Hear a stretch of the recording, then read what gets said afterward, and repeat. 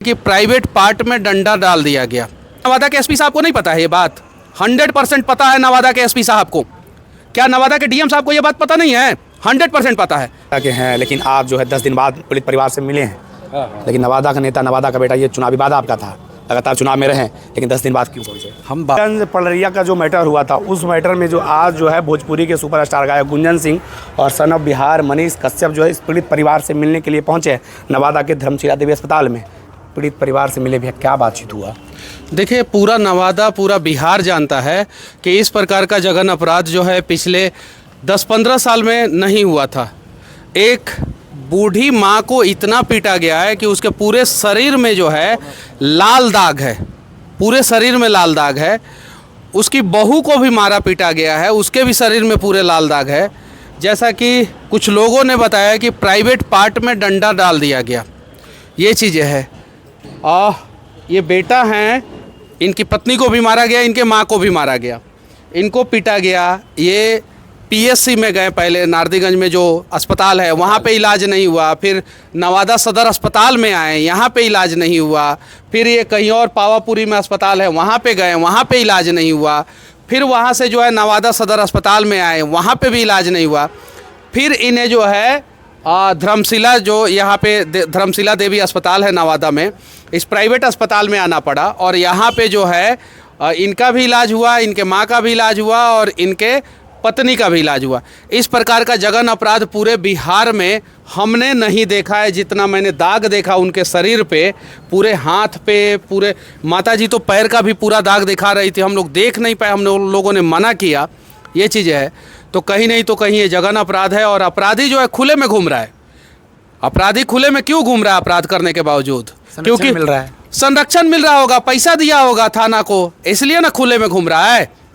अब जरा बताइए, अगर किसी नेता के माँ और उसकी पत्नी के साथ इस प्रकार का अपराध हुआ रहता तो अभी तक पूरे बिहार में आग लगा दिया गया रहता, जात के नाम पे या किसी चीज़ के नाम पे।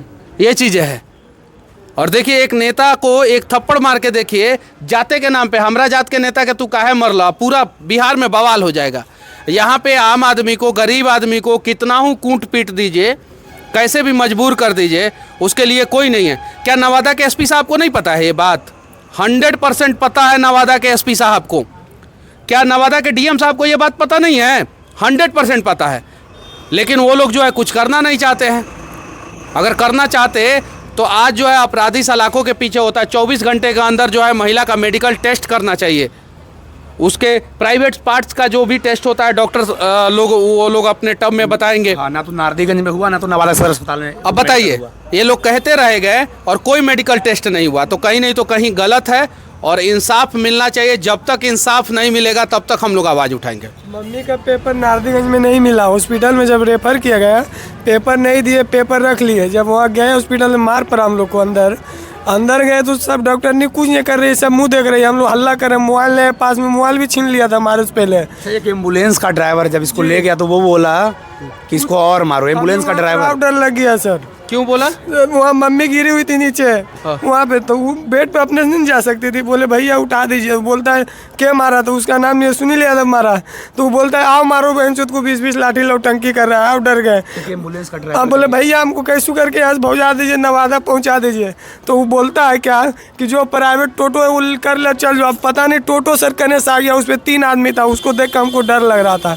हम बोले नहीं, तो एक आदमी वहाँ पे आया, उससे मोबाइल दिए, अपना घर बात के कि हमरा जुड़े ऐसा ऐसा घटना हो गया था। एम्बुलेंस वाला वहाँ रेफ़र किया सर रात में, लेकिन हमको 6 बजे सुबह वहाँ निकाला गया, लेकिन रात में कोई इलाज नहीं हुआ वहाँ पे। ऐसे एम्बुलेंस ड्राइवर के ऊपर कार्रवाई होनी चाहिए एकदम। ऐसे एम्बुलेंस ड्राइवर के ऊपर 100% कार्रवाई होना चाहिए।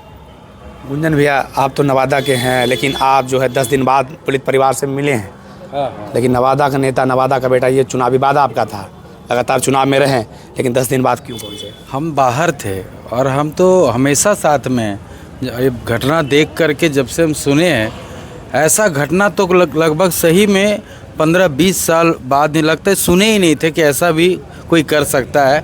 ऐसा अपराधी, ऐसा मतलब शर्मसार करने वाली घटना है और अभी तक अपराधी घूम रहा है बाहर।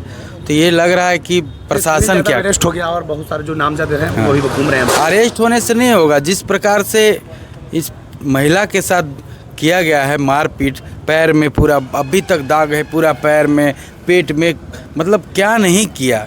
जो सेक्शन लगाया जाना चाहिए वो सेक्शन भी नहीं लगाया गया है। अभी तक मेडिकल टीम गठित नहीं हुआ। अभी तक मेडिकल टीम अब गठित होके क्या फायदा, अब तो कुछ रिपोर्ट में आएगा भी नहीं। 10 दिन हो गया है। 10 दिन हो गया है, मेडिकल टीम तो उसी दिन गठित होना चाहिए ना। यानी कहने का मतलब है कि बिहार के सड़कों पे कोई भी महिला चलेगी, खासकर नवादा में कोई भी महिला सुरक्षित नहीं है।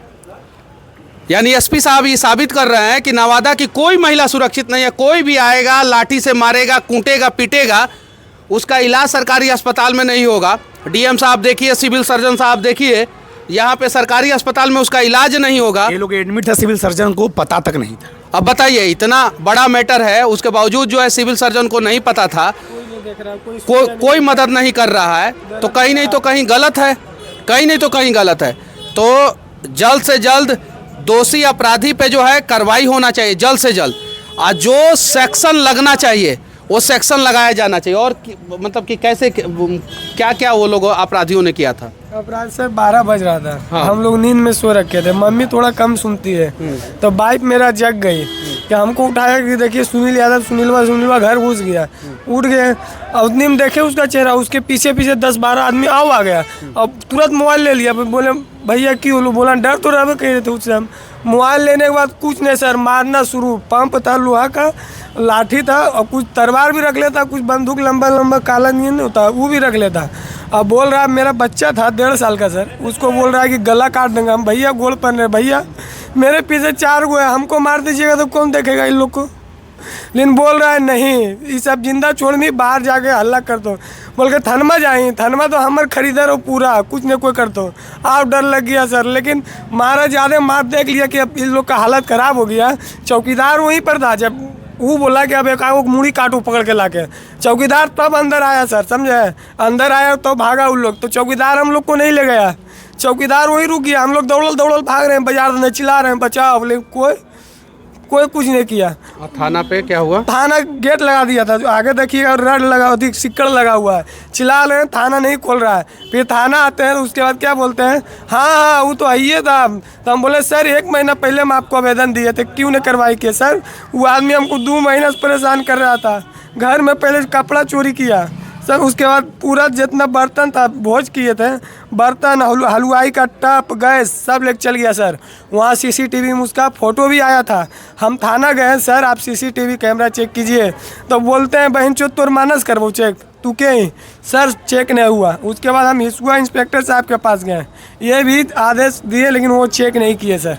उसमें उसका प्रूफ था, हम केस करने गए कि मेरा घर में चोरी किया, हम देखे साबूत और सीसीटीवी में फ़ोटो भी आया हुआ था, तो हम वहाँ पर गए केस करने के लिए, तो केस कर दिए। 7 बज रहा था टाइम, परमा मैम फ़ोन की हमको, तो तुम केस करेगा ना, लड़ पाएगा ना, है नहीं मत लड़े के।